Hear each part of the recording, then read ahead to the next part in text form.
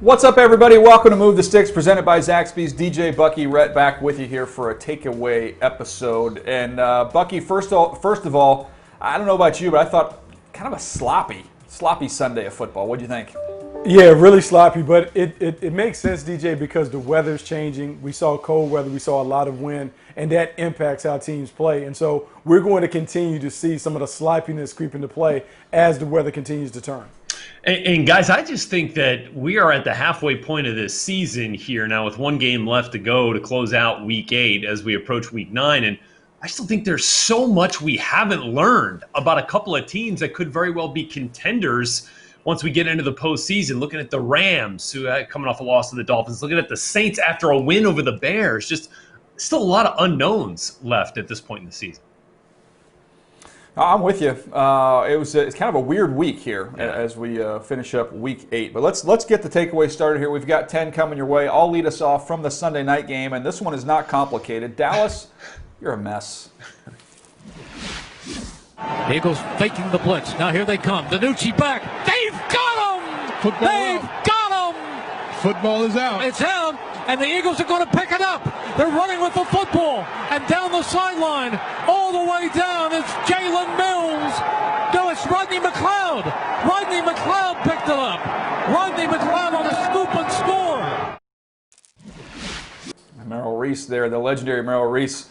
Look, guys, when you watch this football game, I got the sense, I didn't know what Philadelphia was doing because I thought you literally could just run the ball, take a knee if you want, whatever you want to do. Dallas is not going to be able to move the ball and score enough points to win this football game. I thought Philadelphia with Carson Wentz and the turnovers, which continued to be a bugaboo of his, kind of kept the Cowboys alive and in this football game. But look, I don't want to be too hard on them. You're on your third quarterback, Buck. I get that for the Cowboys, but man, it's just, I'm trying to locate the building blocks, what's going to be a part of their future, and there's not as many names as you'd hope for.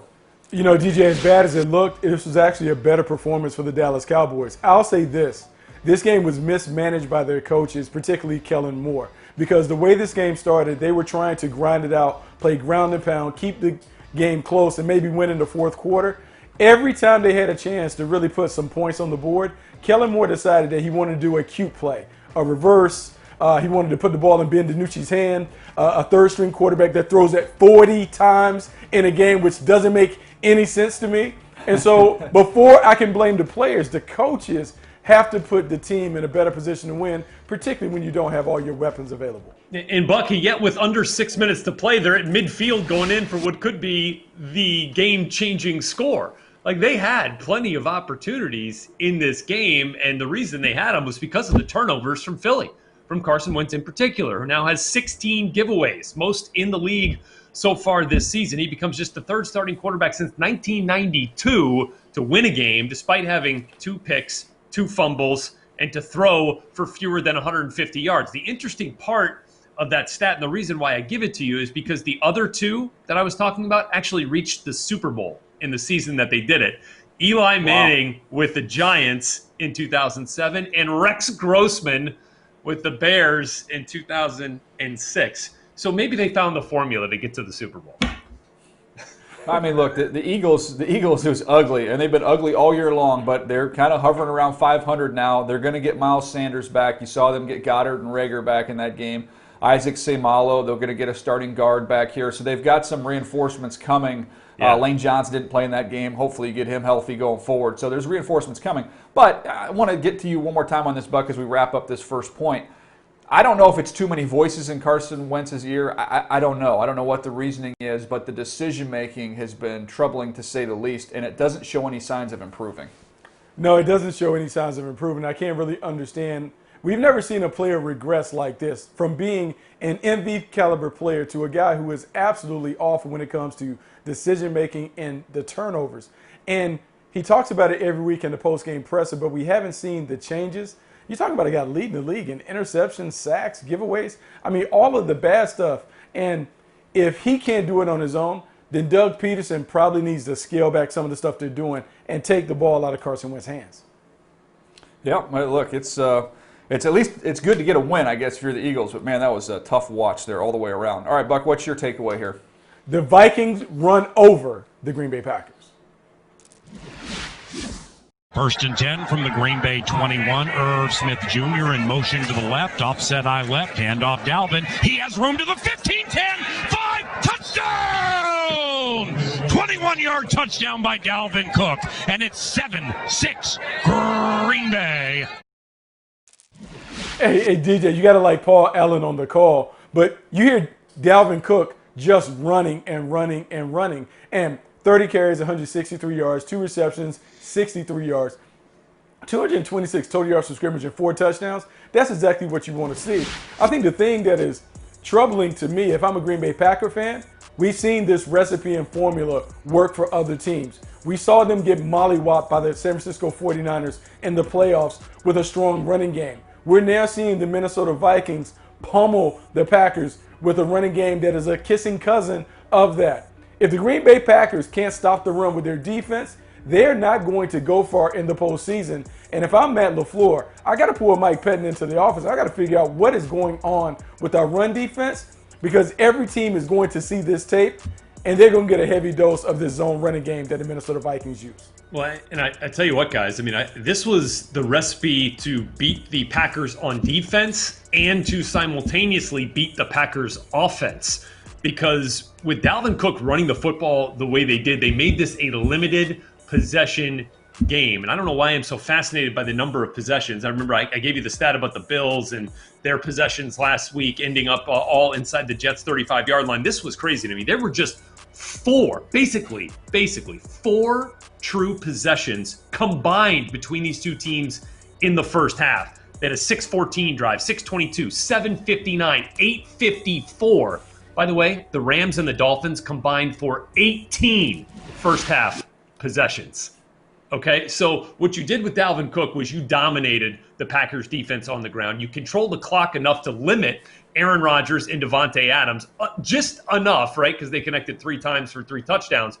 But you kept them off the field enough so that it didn't hurt you, helping your defense. I mean, that's complementary football to me, where the ground game not only fuels your offense, but also helps your defense.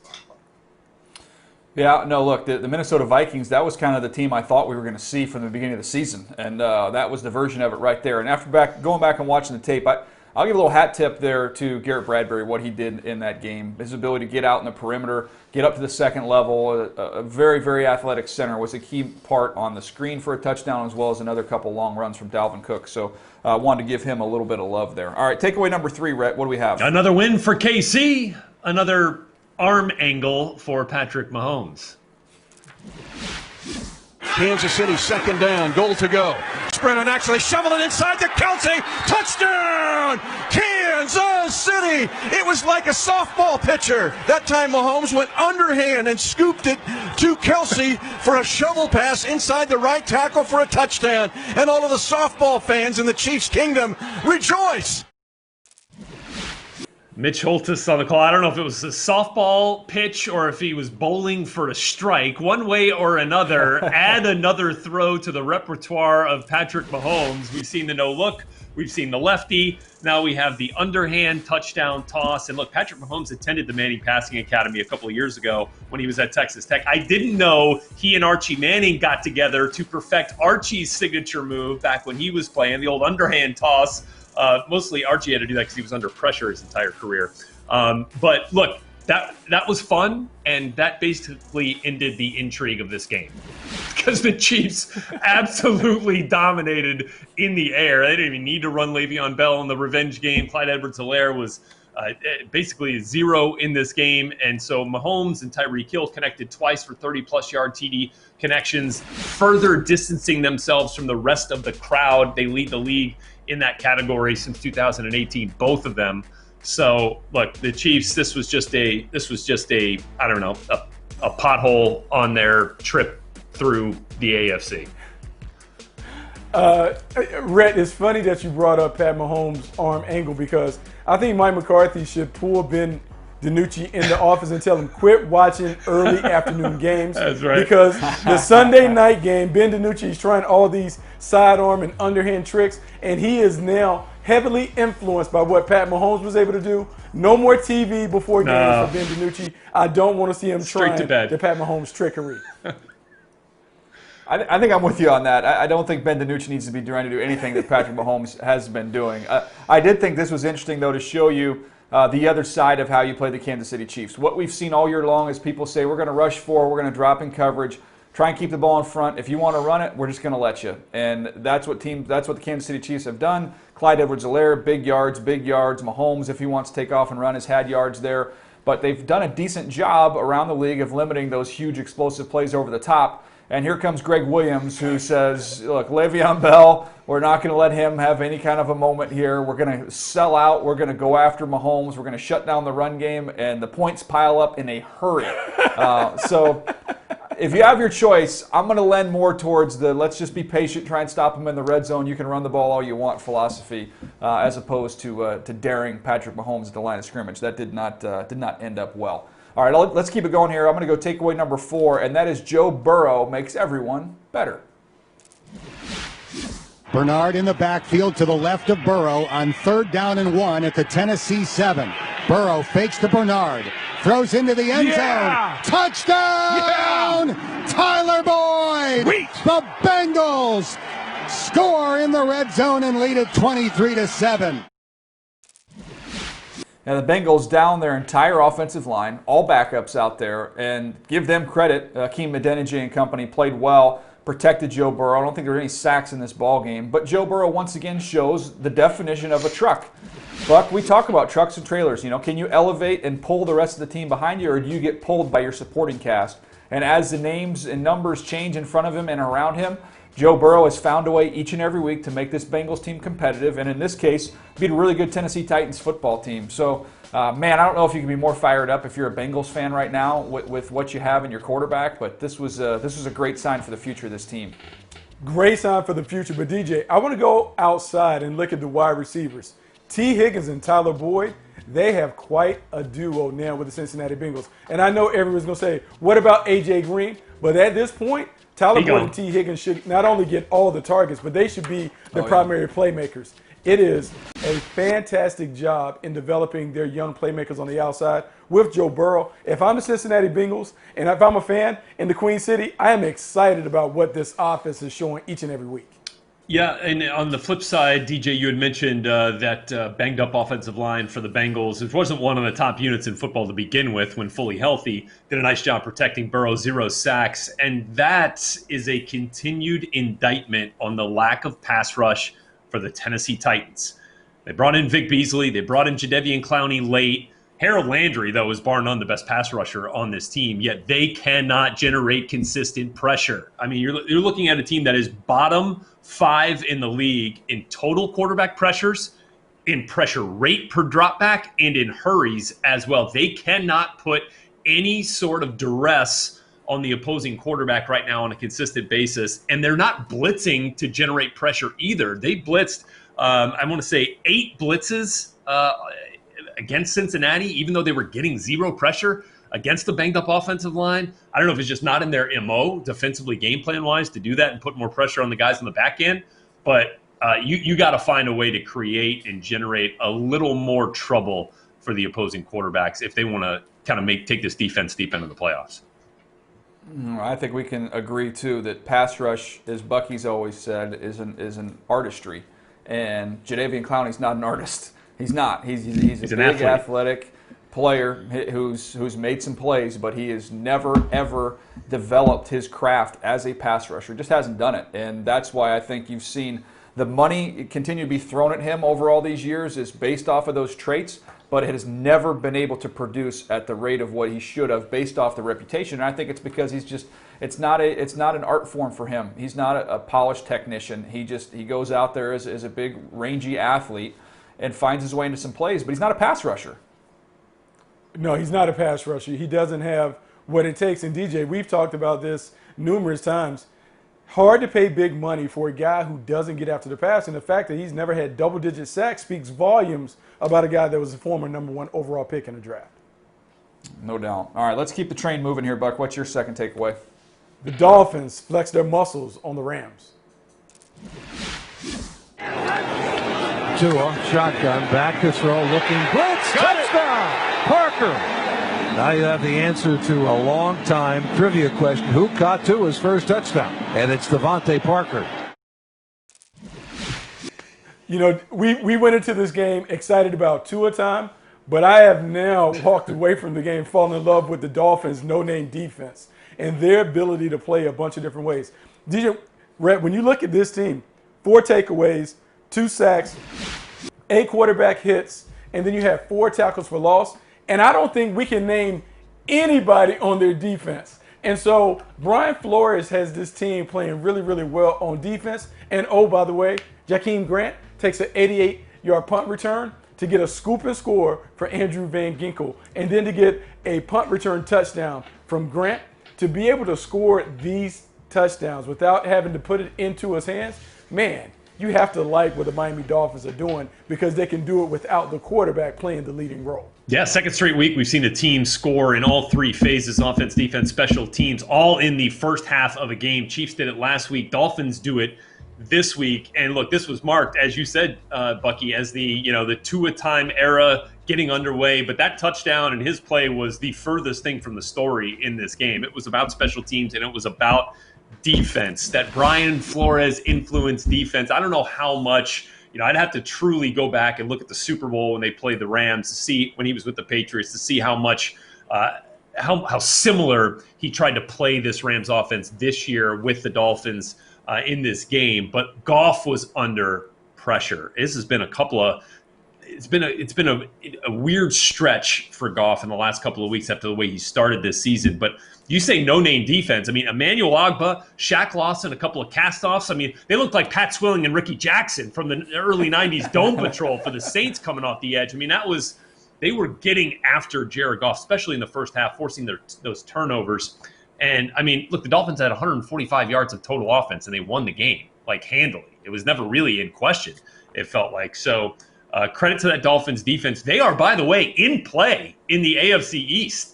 And despite Tua, oh yeah, absolutely, right? Absolutely. I mean, they're basically a game back in the loss column. You got the Bills at 6-2, and the Finns at 4-3 right now. So, this will be interesting down the stretch. But it did kind of feel like there was a different energy about the Dolphins team with Tua in there. I don't know if that's a tangible thing or not, but man, they played well. Yeah, I mean, look, I think there is something to that. I know people say, oh, you don't count quarterback wins, but there is something to kind of getting a little juice and a little energy, and that's what Tua brings. But, look, they didn't really need him in this game. They haven't really exactly figured out exactly how to use him yet in the proper way, in my opinion, after just watching this tape. There needs to be more RPOs. They moved him around a little bit, but need to do that more. He didn't get comfortable. And I think with the RPO game, Buck, I think that's what kind of gets Tua into a nice little rhythm. And so you saw him miss some layups in this game that I'm not used to seeing him miss, and just never really got comfortable. And let's give the Rams and their defense some credit for that as well. But hopefully going forward, you're going to see Chan Gailey get a better feel for how to use his young quarterback. Yeah, I agree with you, GJ. He didn't get into a rhythm. They do need to add some of the RPOs, but I also believe this. It's been a year since he's played in a game. He didn't play in a preseason game. The bullets fly a lot faster in games than they do in practice. Yeah. I think we'll see him get better and better each week. But slow start for him. Great win for the Dolphins, though. All right, absolutely. All right, what's number 6 here, Rhett? What do you got? Takeaway number 6, the Ravens. A little short on MVP magic. Empty set, shotgun snap, 3rd and 6. Time for Lamar Jackson. Intercepted, running down the field. That is Robert Spillane for a pick 6. Wow. That quickly into this football game. So look, I mentioned short on MVP magic. There's no hocus pocus about this. You can't turn the ball over 4 times against a team like the Pittsburgh Steelers, now the lone remaining undefeated team, 7-0 right now, and 2 games ahead of the Ravens atop the AFC North at this point. So look, on Game Day Live on the highlights, we kept showing Lamar's miscues, the 2 interceptions, his first career pick 6 to open the game, another pick called back, the 2 fumbles, even though the last one didn't really matter. But the issue for me is their pass game is just off, period. If you're taking away Mark Andrews, what else is there in the pass game? Now, look, I know they ran it for 265 yards, and that's great. Against a really good Pittsburgh Steelers defense, that's something to say. They put up over 400 total yards. But, man, where's the big play, the dynamic threat from Marquise Brown? drafted him in the first round to be a home run hitter. And outside of his debut in the NFL week 1 last year, I mean, we have rarely seen it. They just can't find a way to consistently get him the ball. He had a tweet that he deleted that said, like, hey, what's going on here? Essentially, like, we've got some of these resources and we're not using them, kind of raising both hands like, hey, I'm over here, remember me. Ravens defense was dominant in this game, but it didn't matter because of the turnovers and the lack of big plays from Lamar Jackson in this offense. Lamar ran it 16 times, but only for like 60 yards. He runs it for 16, and they run as a team for over 265. I'm thinking he's close to 100. Didn't see it. You know, Red, it's interesting about this Baltimore Ravens offense, right? Because you point out that Lamar Jackson ran the ball 16 times. I would say that part of the reason why the other guys were successful is because he ran it so much. It could be, yeah. I will say this. He has to be better when it comes to the traditional drop-back passing game. But Lamar Jackson, to me, is very similar to Jared Goff. When you get both of these guys into a drop-back passing game, they don't fare as well. Mm-hmm. When you allow them to throw off play action, that's when they're at their best. And I think it's important for Greg Roman to understand who he's coaching at the quarterback position. They need to get away from the spread stuff, bring it back into the phone booth, the heavy tight end sets, because that is really when they generated their explosive plays in the passing game a year ago. I know it's cute to want to do all of this other stuff and evolve his game, but I think sometimes you need to take Lamar where he is and keep him where he is and let him be the best at that as opposed to trying to stretch his game a little bit. Well, I thought it was interesting looking at it, how much zone coverage you're seeing. And even when they're in man, they're in off man. So you have every defender, so you've got 11 defenders. You've got all those eyes on the quarterback and being able to see and be able to drive on the football and make plays. So I looked up the numbers. I had our buddy Bill Smith give me the numbers here because I was curious. Are they seeing more zone coverage this year? Last year on percentage of dropbacks between the 20s, so they don't do this inside the red zone, but between the 20s, 61% last year. He saw zone coverage. This year it's at 67. Last year, 11 touchdowns, 5 picks against zone coverage. This year, 3 touchdowns, 3 picks. So the completion percentage drops 4 points from 69 to 65. So you're seeing teams, and I think that's a little bit of the game plan. It's kind of similar to what we're talking about dealing with Mahomes, but for different reasons. With Mahomes, it's you want to play zone coverage, keep the ball in front of you, and limit the big plays. With Lamar, I think the feeling is that we're going to make him sort through a lot of bodies in the back end to be able to fit balls in tight windows, and the accuracy is not at the level of which it needs to be. And if you look at his overall stats this year, sacks are way up because he's holding the ball, trying to find open windows. Completion percentage is way down, and turnovers are up. So all those things point to me of teams saying, okay, we're going to give you some of this run game, which they did. When you run the ball with that many yards, they're almost conceding a little bit of that and saying, but at some point in time, you're going to have to throw through a lot of bodies. And they got their hands on a couple footballs. There could have been a couple more as well. Yep. So, I mean, that to me seems to be the formula, Buck, that you're going to see going forward against this team. It's funny, DJ, because you brought that up about Lamar Jackson. Teams are using the same formula to frustrate Josh Allen. It is something that you want these athletic quarterbacks to be able to do. We understand that you can beat us with your legs, but are you good enough to beat us with your arm when you have to throw timing, touch, and anticipation routes? Lamar Jackson has struggled, and we've also seen Josh Allen. It is something to keep an eye on as we get down the stretch to see how teams are defending these top quarterbacks for these playoff teams. And DJ, real quickly, just to hammer home your point on the drop-off versus zone coverage and some of those numbers, it's not huge, right? It's not like a glaring drop-off. But in games like this, against competition like this, like the Steelers, and like competition you'll see in the playoffs when the games are so tight, that does make a difference. And I think we've seen that in some of these big games that the Ravens have played.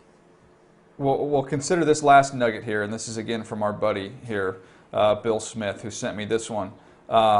Lamar Jackson in 27 career regular season starts. So 27 starts, not counting the Steelers, 15 interceptions. 2 starts versus the Steelers, 7 interceptions. Yeah. So if you're the Ravens now, the Chiefs have kind of been your bugaboo in the postseason. Now you're starting to see the Steelers and their familiarity with this offense starting to build kind of a book here to try and defend Lamar Jackson. That's why it's a little bit scary for the Ravens. You think about those are 2 teams you're absolutely going to have to get through to get to the Super Bowl, and they seem to, at least a little bit, be figuring out this offense more so than the rest of the NFL. All right, there's 6 takeaways. We've got plenty more to come.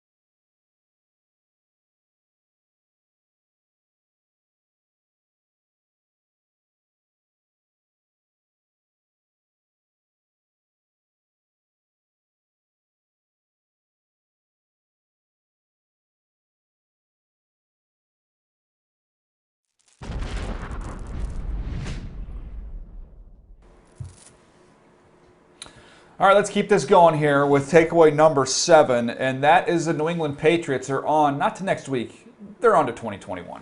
Hey. Newton going to take the shotgun snap, takes it, going to keep it and run with it. Left side, gets good yardage inside the 15. Ball. No, ball comes out, loose ball. Who's got it? The Bills may have it.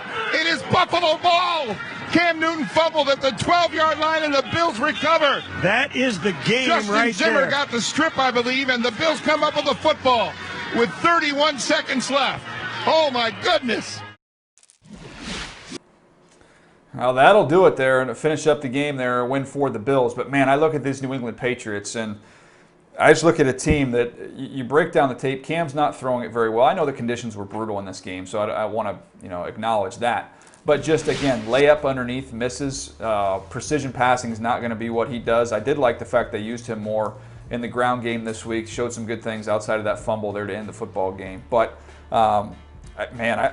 I watch them and I look at where they were and where they are now, and I look at what the standard is for that place and acknowledge all the opt-outs, all the players they're missing. I get it. But I guess it's been reported as we're recording this that they're not going to be sellers. I don't get it. To me, I would be on to 2021 because this team's not going anywhere. What are you selling? They just don't have. They don't have the pieces. I mean, I don't know. I get people have talked about Gilmore. I mean, Yeah. Buck, I'll ask you that. Would you consider doing that?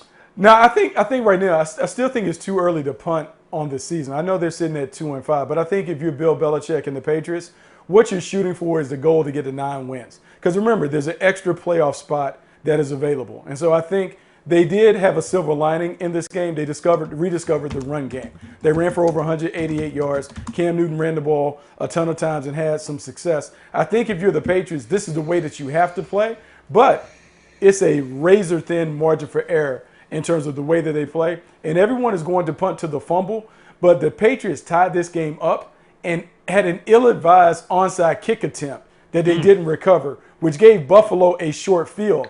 And so I understand the desperation, but if they're going to play the way that they're playing, they can't take these unnecessary risks. This is a team that went on the road and had a chance to knock off the top team in the division, so I'm not quite ready to punt on the season, but there's not a lot of talent that they are playing with at every level on both sides of the ball.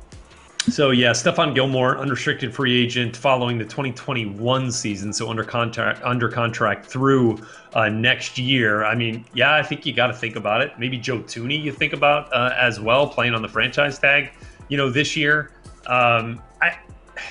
It's perplexing because it's so different from everything that we've become accustomed to with New England over the last 2 decades. I go back to my first year covering the team in Boston in 2009. It was Tom Brady's first year back from the injury, and they really had some ups and downs that year. I remember NFL Films was following them that season, and I remember seeing Bill Belichick in the offensive staff room just like, man, if they take Randy Moss away deep and, somebody's down on Welker short, we got nothing. We got absolutely nothing. I'm like, this year you don't have anything close to Randy Moss and Wes Welker, so like what is there? It's like Damian Harris had a nice game on the ground, but the Patriots defense was gashed on the ground. Zach Moss, Devin Singletary, and Josh Allen all combining to have a really successful day on the ground.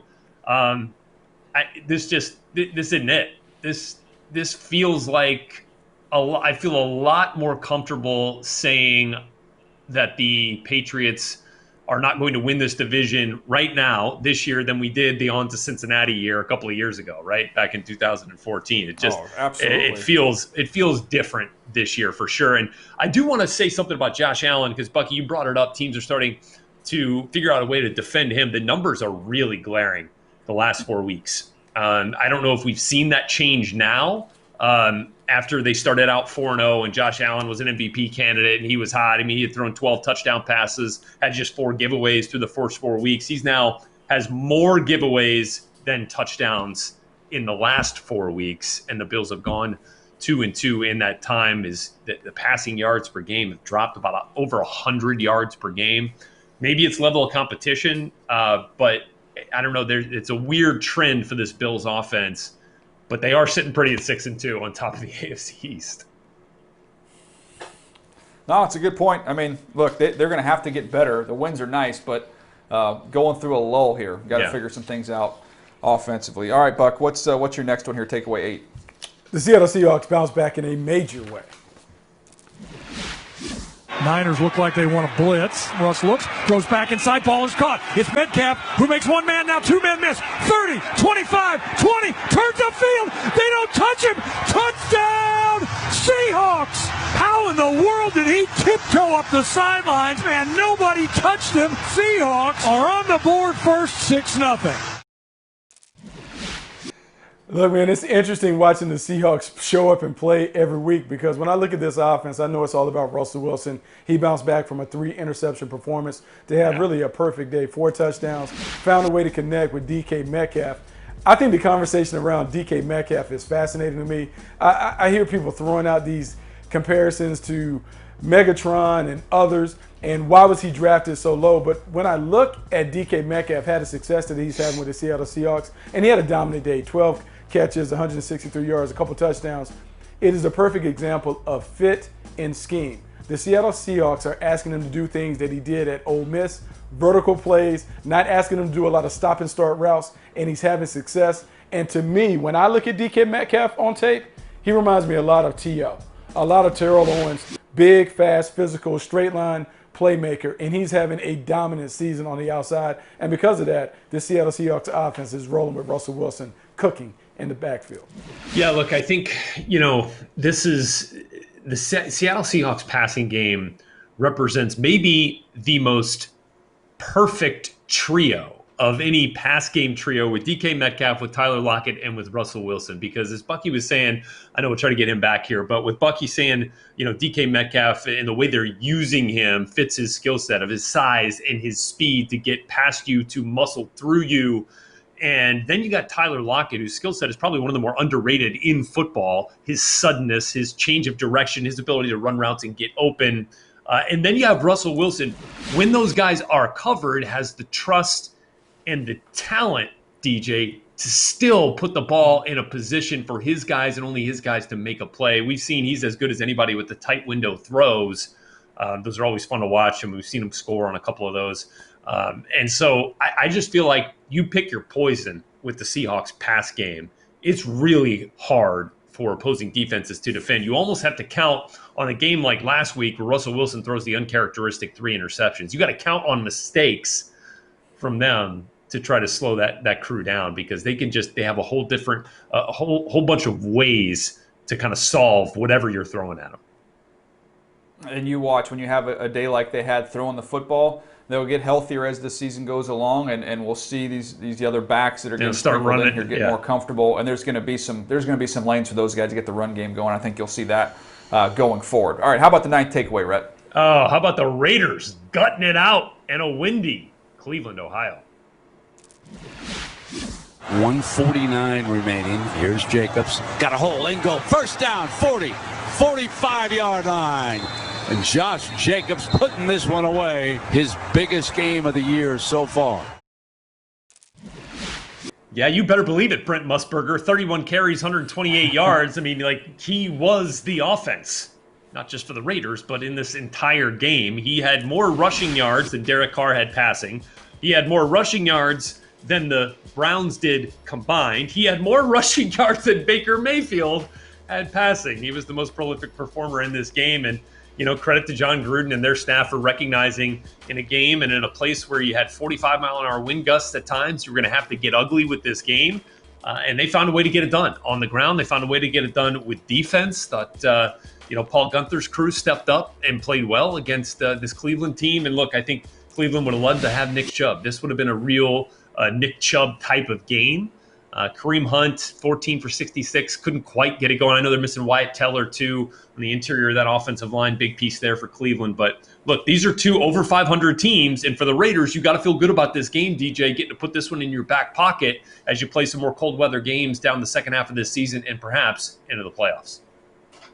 I thought it was interesting because you had 2 teams trying to take that next step, right, to try and move up and take that next step. Both of them would believe that they're very physical teams, and I thought it was with the weather. It came down to it was real simple. Who's going to be the more physical team? And the Raiders they go out there and clearly were the more physically dominant team in this football game. So if you're a Raider fan, you got to feel good about that. And a hat tip to Mike Mayock, our buddy, who, when he got to the Raiders, said he was going to build a tough football team. And that was for games just like this. Yeah. And they got it done. So let's stay inside the division for the final takeaway in one of the most bizarre games, as the Charger games usually are. The Broncos unlocked their offense. 17-yard penalty puts the ball just inside the 2. Okwuegbunam in short motion. Locke rolls to his right. Locke throws a ball. End zone catch. Touchdown, Denver. No, what are they saying? KJ Hamler caught the ball. Now one official. Yes, touchdown. Touchdown, Denver. Holy mackerel. Yeah, holy mackerel is right. You could have heard Matt Money Smith and myself react to it on the other side of that on the Chargers radio broadcast. But, man, kind of an epic collapse there by the Chargers. But I do want to give Drew Lock credit for an offense that didn't do anything in the first half. In the second half, he was able to get some things rolling. A big run by Phillip Lindsay, a big dig route that went for a touchdown to Deshaun Hamilton. And you saw some of the big playability from Drew Lock. Is he consistent? No. Is there some decision-making that still needs to improve? Absolutely. But at least you saw some signs of life there. Is he a good dancer? No, he's not a good dancer. I'm going to go on record with that. Come on. But that's just me. I love the subtlety with it, like just the very, smooth. It was. I love the way that he gets into it, man. He's got his own little style, and I think we can appreciate that. And if anything, this is some optimism for the Broncos in a season that's been pretty tough. 3-4, so far. They've dealt with some injuries too to some key players, right? With Cortland Sutton, with Von Miller. But speaking of Cortland Sutton, I mean, he's not even playing this season, and you're talking about guys making plays like KJ Hamler, your second-round pick this year, the rookie. Jerry Jeudy's made some plays. We haven't even scratched the surface of what he can do in this league yet. Noah Fant, when healthy, has proven to be a really strong tight end. And then our boy Albert Okwuegbunam, I mean, they put him in there on that last play to draw the pass interference. Clearly, drew that up, and so look, there's some fun. Deshaun Hamilton had a touchdown catch in this game, so there's some fun pieces for this Broncos offense. I will say right now that this will be the most hyped offensive team heading into 2021 in the offseason once we wrap up here this 2020 season. That the Broncos are going to be leading the hype machine. In the hype parade going into next season, especially with what they have on offense. But for the Chargers, we talked about it on the phone last night, DJ, when you were driving home, I was like, the referee may have signaled incomplete, but they were playing the Chargers, and you knew that was going to get turned around. You just knew right away that it was a touchdown. So that's unfortunate. Yeah, the interesting thing, going back to the Broncos real quick, if you watch the first half of that game, you would not be talking about the hype train with this team at all. I mean, they couldn't do anything offensively, nothing. Right. And all those receivers you mentioned, Tim Patrick didn't play in this game. Tim Patrick's been their best receiver all year long. He's been better than Jerry Jeudy and KJ Hamler and Deshaun Hamilton. So they didn't have him in this game. They couldn't get anything going. Then they finally got some momentum there in the second half.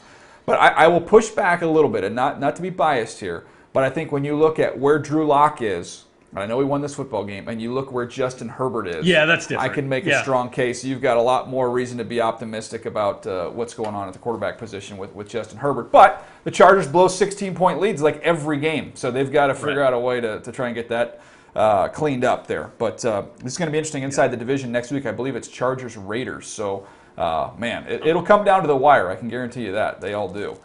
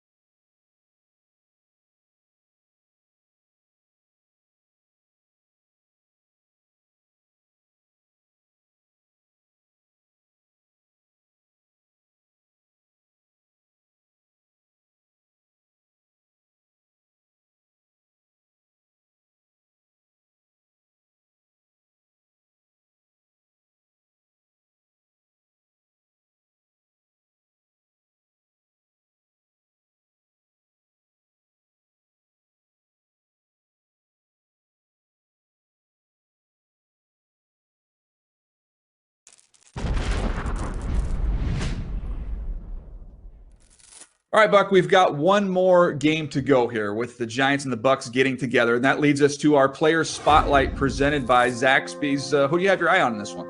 I'm looking at the quarterback from the New York Football Giants, Daniel Jones. Daniel Jones is the one to watch. Second-year pro is kind of coming into his own, settling in under Jason Garrett's system. Jones takes the snap, back to throw. Lobs one down the right side. Golden Tate makes the catch, steps away from his man and is in for the touchdown. And I think when you look at Daniel Jones, I think he offers a little bit of the old school and the new school, meaning he is a guy who is comfortable enough to throw from the pocket, but he also has the athleticism to get on the edges. And even though we laugh and joke about the big-time run, I think it speaks the big-time run that he had against the Eagles where he went a long way but didn't quite finish it. Not all the way. It does speak to his ability to make things happen outside on the perimeter. And so if they can continue to harness his ability, get him to take care of the ball, they certainly are a team that can be a thorn in the side of their opponent. Yeah, being able to run the ball is one thing, but being able to hold on to the ball has been another issue for him. It's been the fumbles in the pocket, and that's going to be what leads me to my player spotlight, and that's looking at Antoine Winfield Jr. because not only what he can do in coverage, he's an outstanding blitzer. From the Buccaneer 37-yard line, Driscoll under pressure, rolling. He's going to be sacked to the backfield. We said Antoine Winfield, and the rookie chased him down. You'll see him get cut loose in this game as a blitzer. This is a Tampa defense. It's got 12 takeaways, third most in the NFL. So they've done a very good job of taking away the football. And as a rookie, he's a key part of that. Got his first interception, got that one out of the way. But to me, it's not what he's going to do in coverage in this game. It's keep an eye on Antoine Winfield Jr. as a blitzer, and especially try and line him up, get on the backside of Daniel Jones, because not only does he have timing and burst, but he's going to be able to get the ball away. So that, to me, is going to be a big challenge for Daniel Jones, securing the football, no turnovers, if the Giants have any shot whatsoever to upset the Tampa Bay Bucks, who under Tom Brady look like they're rolling right now. So that's going to be a big challenge for the G-Men, but that'll do it. That's our player spotlight presented by Zaxby's.